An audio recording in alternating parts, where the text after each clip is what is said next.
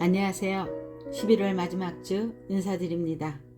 이해를 보내며 케냐 선교를 다녀오지 못해 해야 할 숙제를 못 끝낸 마음입니다. 다시 재정비하며 날을 잡고 있습니다. 이루지 못한 이해의 일이 없네 아쉽고 섭섭한 마음에 케냐를 추억하며 준비했습니다. 오늘 제목 코끼리입니다. 아프리 케냐 선교 여행 때 일입니다.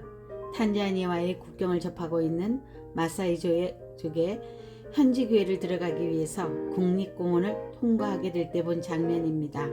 햇볕이 강하게 내리쬐는 풀 한 폭이 없는 광야에 코끼리가 무리를 지어 꼼짝도 안 하고 서 있는 광경을 보았습니다. 너무 이상해 가까이 가서 들여다보니 엄마 코끼리 배 밑에 아기 코끼리가 아주 늘어지게 편한 자세로 잠을 자고 있는 것입니다.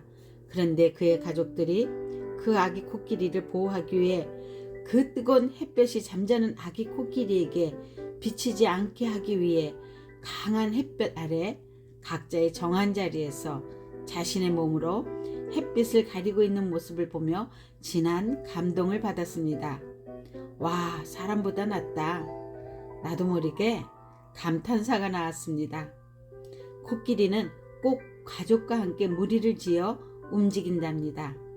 다른 동물로부터의 공격에 싸우는 공격수, 가족들의 먹이를 책임지는 공급수, 나름대로 가족들이 살아가는 데 필요한 것들을 모두 코끼리 가족들이 각자 자기가 맡은 포지션대로 생명 걸고 충실히 자기의 일을 한다는 말을 운전 기사를 통해 들었습니다.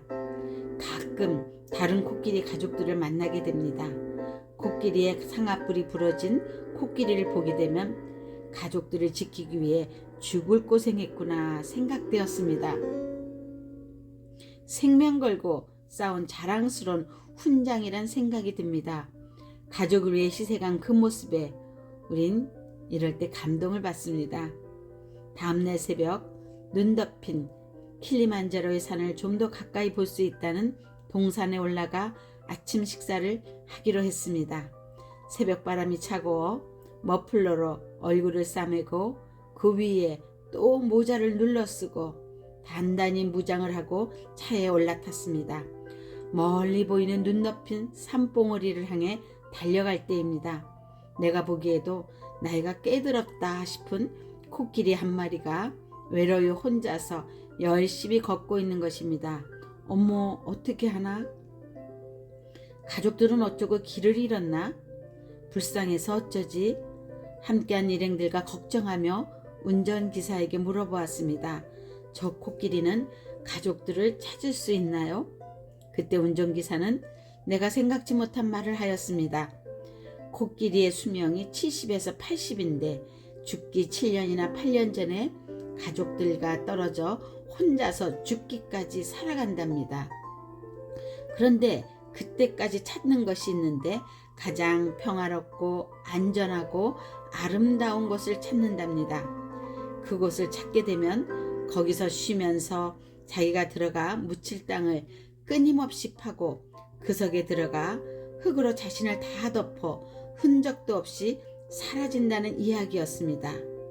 그 이야기를 듣는 순간 그 코끼리가 너무 불쌍해 나도 모르게 눈에 눈물이 고였습니다. 지금까지 가족들을 위해 희생하다 늙어 힘없어 가족도 지킬 수 없을 때 젊은 그들이 그 늙어진 코끼리를 보호해 줘야 하는 것이 아닌가?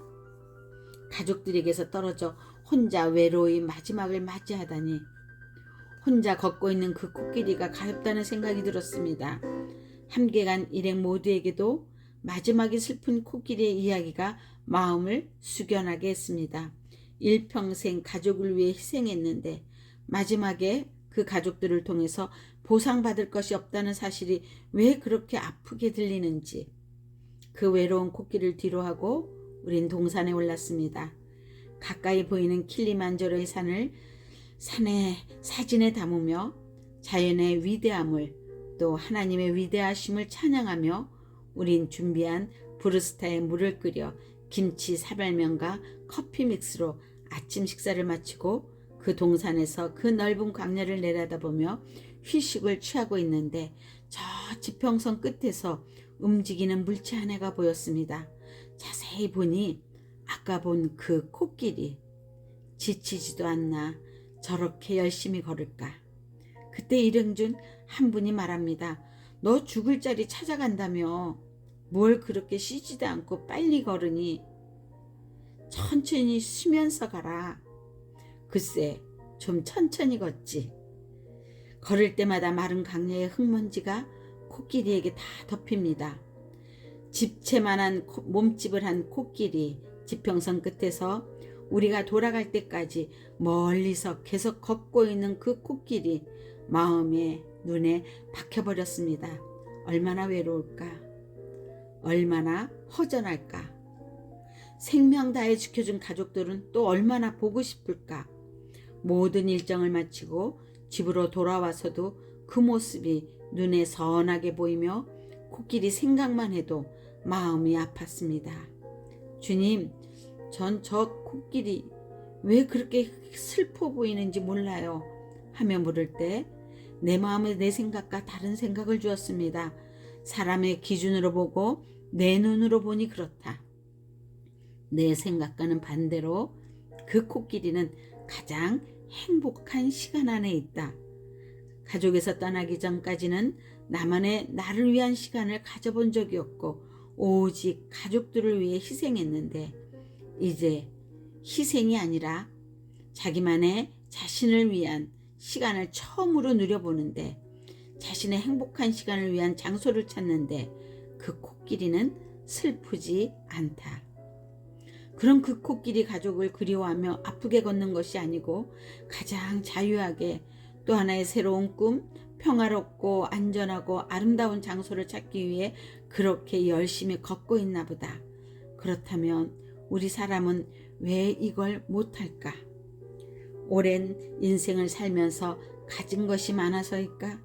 아님 한 일이 많아서 받아야 할 것들이 있어서 기다려야 하고 보상을 받아야 하기 때문에 미국에 한국 분들이 계신 양로원을 가면 느끼는 것이 있습니다. 온 정성 다해 키워준 자녀와 살지 못하는 지금의 삶을 아파하고 살고 계셨습니다. 물론 계신 모든 분들은 아니었지만 많은 분들이 상처를 가지고 웃음을 잃어버리고 사는 모습을 보며 안타까웠습니다. 코끼리의 모습같이 나를 위한 가장 행복한 시간으로 감사의 시간으로 누리면 안 될까? 하나님은 자연을 창조하시고 나 사람이 그 자연을 보고 배우라고 그리고 그렇게 살라고 이미 말씀하셨는데 전도서 3장 18절에 짐승보다 다름이 없는 줄을 깨닫게 하려 하심이라. 인생에게 임하는 일이 짐승에게도 임하나니 이들에게 임하는 일이 일반이라. 다 동일한 호흡이 있어서 이에 죽음이 같이 저도 죽으니 사람이 짐승보다 뛰어남이 없음을 모든 것이 헛됨이로다.